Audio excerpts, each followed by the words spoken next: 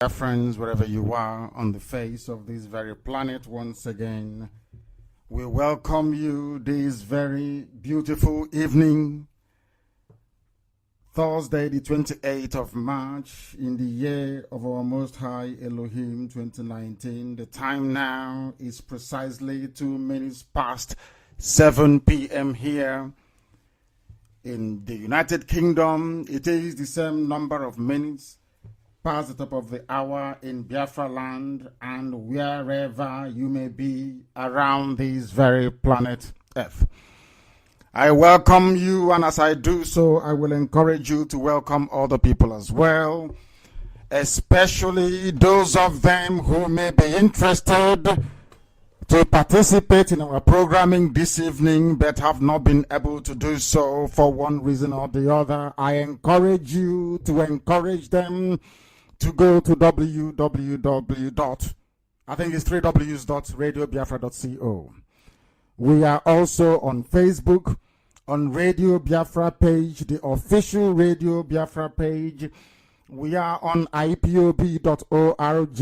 We are on TuneIn as well, but most critically, we are across CHK 102.2, 102.3, or 103.3, depending on where you are. If you're having any difficulties, please ask those around you. We are also on the brand new Radio Biafra app, which can be downloaded from a variety of platforms. And please, please, please get your pen and paper ready, because this evening we are going to educate ourselves on the finer points of the law, or should I say, on the stupidity that obtains as law in the damnable Zoological Republic of Nigeria. I have been compelled to make this very emergency broadcast this evening by the turn of events, and we must address what our enemies are doing head on. We know there is gang up against IPOB, there is gang up against Biafra, there is gang up against my humble self, but in all their doings, in all their machinations, in all their plans and their atrocities, they will never prevail. Because truth is on our side, light is on our side, Chukwokika Biama is with us, and he will never abandon us until Biafra is restored and beyond. We are here to propagate this very gospel, the gospel of truth and the gospel of redemption. People of iniquitous disposition will not understand what we are trying to do, but the children of light will.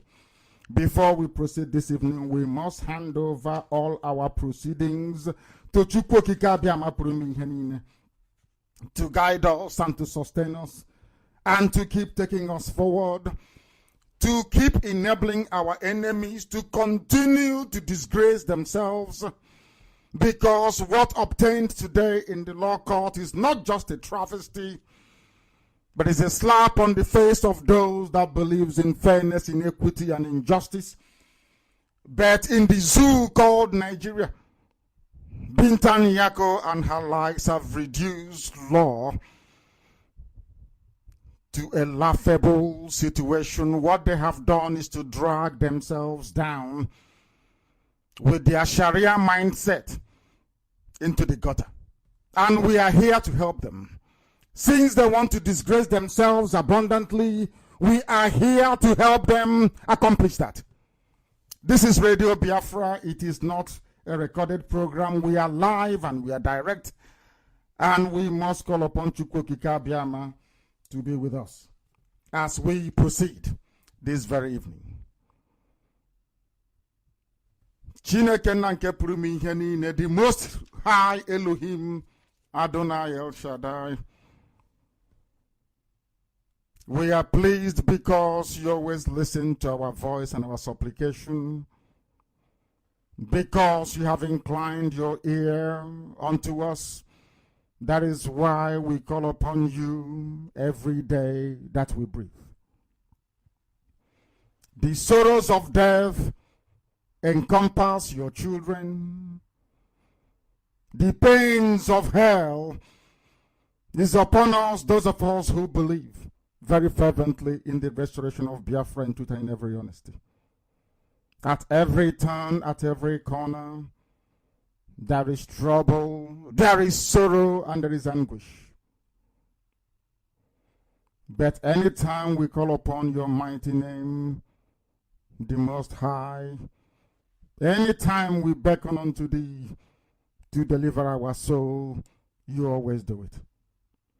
For gracious is the Most High, righteous is our Lord and our Creator. You are the God of mercy. You are the Lord that preserveth the simple.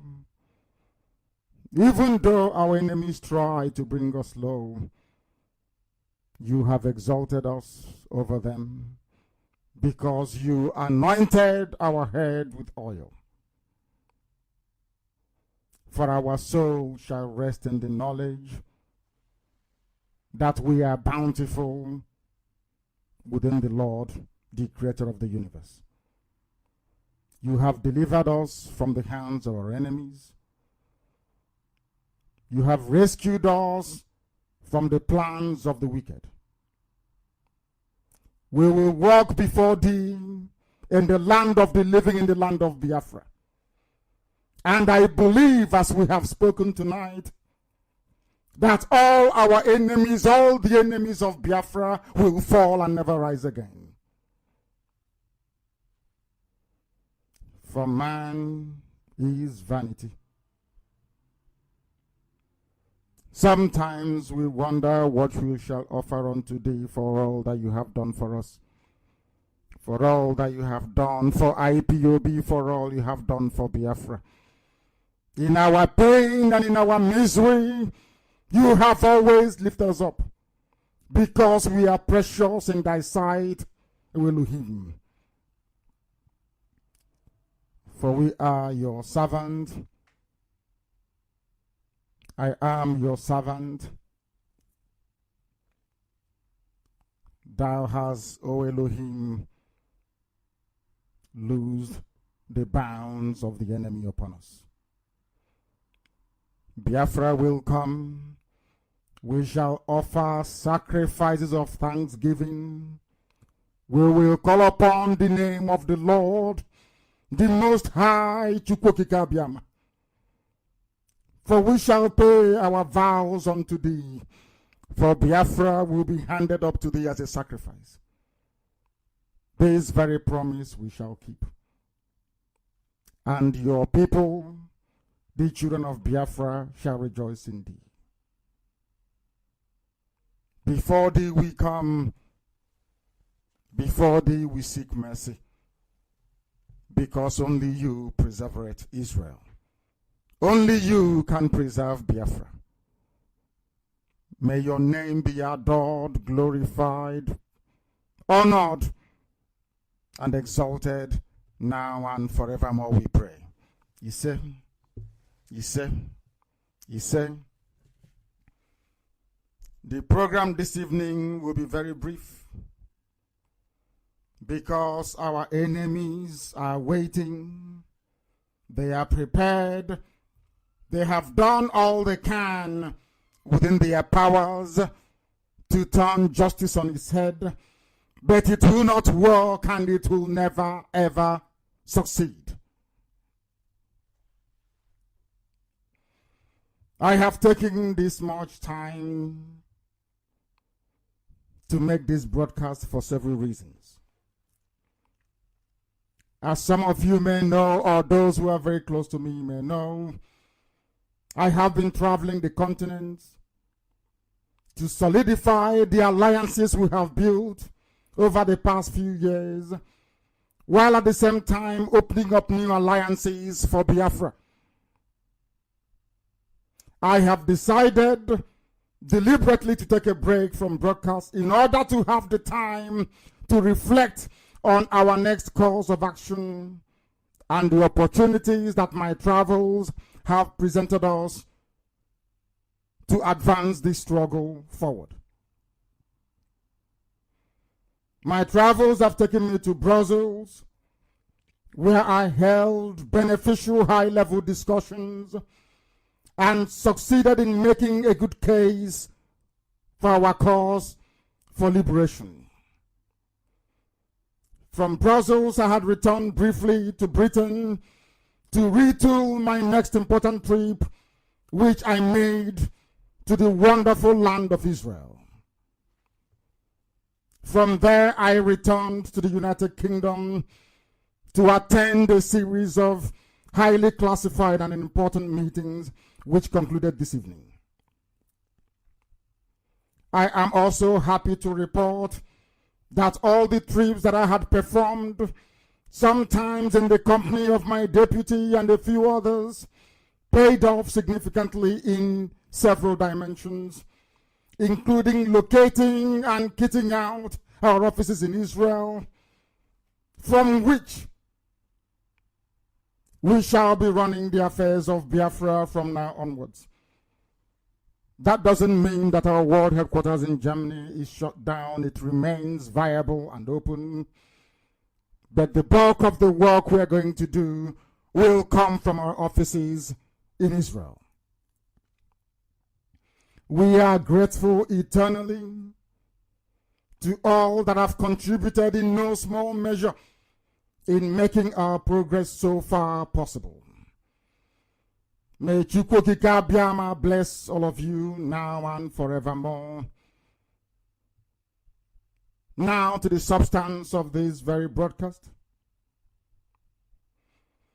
I wish to state categorically from the outset that I recognize the enormous burden this struggle has brought on all of us in IPOB, even those who are not part of this very noble family, but support what we do. These burdens have ranged from the dangers of being killed by wanton acts of state terror unleashed by the damnable Zoological Republic and her forces, and some Southeast governors who were unceremoniously and thuggishly rigged back into office against the wish of the people. Those who are enslaved to the axis of evil that is ruling the zoo today. I know that despite our courage, our convictions, we worry about arbitrary arrests, illegal detention, and persecution. I say to you this evening, fear not, for victory and succor shall be ours in no distant future. In my most private moments, when I reflect on this struggle, I have endured quite a lot, as most before me did. That sometimes I wonder if Chukwu Okike Abiama actually intended this burden to be upon us. Yet even as a mere mortal, I dare not relent, because I know for sure that this very call is a divine one. I know that I must make this personal sacrifice for the good of our people. I know that it is something that I was born to do, a burden that I bear, a cross that I will carry until I lead the wonderful people of Biafra, IPOB, into that very promised land. So we shall all persevere until Biafra is restored. I ask that everybody remain as resolute and as tenacious as I am. For it is only when we demonstrate to our enemies the sheer will of mind to free ourselves that they can take us seriously. We must not waver before our enemies. We must continue on this very noble march to our freedom. Yes, it is true that we have no guns and no army. But in the minds of IPOB lies the greatest weapon of all, the will to be free from domination, the will to succeed, the will to survive, and the will to build one of the greatest nations that the world will ever witness. This will is greater than guns, bullets, and battle tanks. So keep it alive and never ever relent. It is important, very, very important, that we remain vigilant, because the enemy has invented new ways of fighting us. We know that they are now using the judicial process of transfer of federal judges to the southeast to be populating the federal high court sitting all across Biafra land with judges of Fulani cabal extraction, of which Binta Nyako, surprisingly and disappointingly, is now a part of.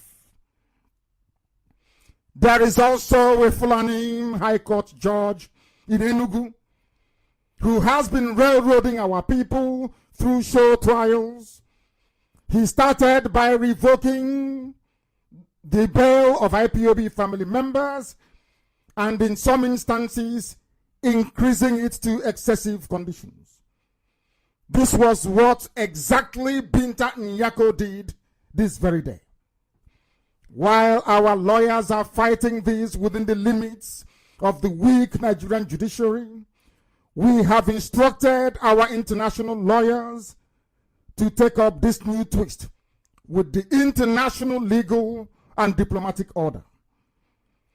We warn that all that assist in the unlawful taking of lives and liberty of Biafrans will in time to come be adequately punished and held accountable through every lawful means available to us. These wicked judges, of which Binta Nyako has become one of them, are not excluded. We will fight them every inch of the way. We will expose the zoo judiciary. The Nigerian bench will be exposed to international ridicule. We will leave no stone unturned. Every decision will be analyzed publicly. Every judgment delivered, scrutinized with great deal of depth and precision, that the world may know that Sharia has come into the legal system of the Zoological Republic. And to those of you, Biafrans or not, who have chosen the path of indifference to the human carnage that has become Nigeria of this era, I leave you with the words of Eli Wiesel, who said, indifference is not a response. Indifference is always the friend of the enemy, for it benefits the aggressor, never his victims, whose pain is magnified when he or she feels forgotten. The political prisoner in his cell, the hungry children, the homeless refugees, not to respond to their plight, not to relieve their solitude by offering them a spark of hope, is to exile them from human memory. And in denying their humanity, we betray our own. Mr. Wiesel captures the true essence of true Biafrans. We are not indifferent and can never be. We are not indifferent to our own cause to be free. And the supreme sacrifices some of us have made can never ever be in vain. For Biafra must come. There is nothing any human being can do to stop it. In the same vein, we are not indifferent to the tribulations of Dasuki, nor to the massacre of Shia, or to the wanton killings of those in the Middle Belt, and yes, to the wholesale subversion of the popular will of the people during elections, which was witnessed in its very worst form in the 2019 elections. Our enemies are numerous. The Nigerian state have adopted a new approach and a new tactics. They arrest our people without bringing them to court. The likes of Justice today is still incarcerated with the rest of them, denied their day in court.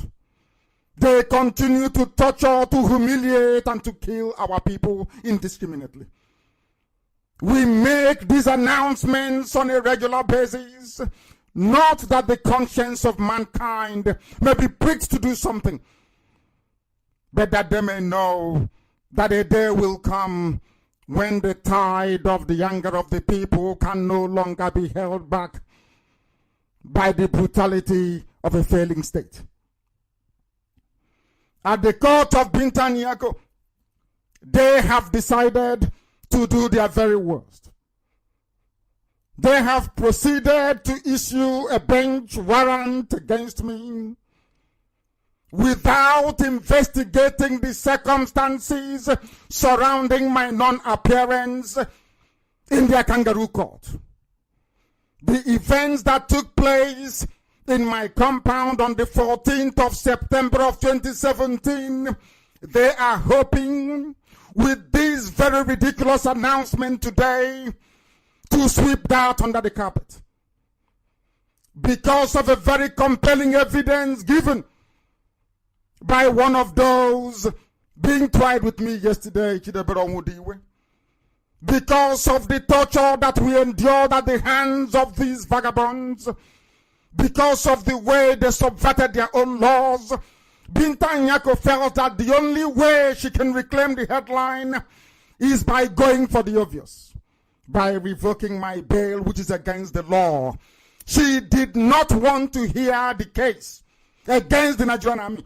Binta Nyako, being a Fulani woman, is doing the bidding of the cabal because her husband is in trouble, her child is in trouble. She felt the only people they can use to leverage the conditions of her husband and her child is IPOB. We have done nothing wrong. We have broken no laws. There is no case before the court of Binta Nyako. But she proceeded to conduct this very sham trial in the hope of endearing herself to her Fulani Caliphate, in the hope of perpetuating the rule of the uncivilized over the children of light. And that cannot happen. It can never, ever happen because justice is on our side and will always be on our side. She is using her courts to make money for Nigeria. We paid upwards of 40 million in order to secure bail because she wanted to take money from Biafrans. They think we are a cash cow. Having failed to secure bond forfeiture from Senator Baribe and the rest, she turned her sights on my predicament and revoked the bail without hearing the circumstances surrounding the attempt to assassinate me that led to the death of 28 people. There is no judicial review of the attack against my home. There is no public inquiry surrounding the circumstances that led the army to come to my home to kill me and ended up killing 28 people. Nothing at all. Just a revocation of bail. Because she is acting to a script. And we are going to teach her a very bitter lesson. We will tell her that we are Biafrans and we can never, ever be intimidated. Not by her, not by anybody, not now, not tomorrow, not ever. Because we are determined and we are resolute in our determination to ensure the restoration of Biafra. There is nothing anybody can do about it. This very judge today, by virtue of her ruling, has forfeited every right to continue to preside over this very case. In November of last year, we presented application after application before this very judge, and in every occasion she swept it aside and said she wouldn't listen to it. When confronted by our lawyers, her only defense is to say that this is my law court, I can do whatever I like. And they claim that Nigeria is a democracy. If Justice Binta Nyako feels that she's under some sort of pressure from the cabal, which we know that she is, the only thing judicious for her to do in this very case is to recuse herself. She must remove herself from this very case because she has lost every moral authority to continue to preside over it. It is a legal contradiction. I am astonished that Nigeria claims they have learned people.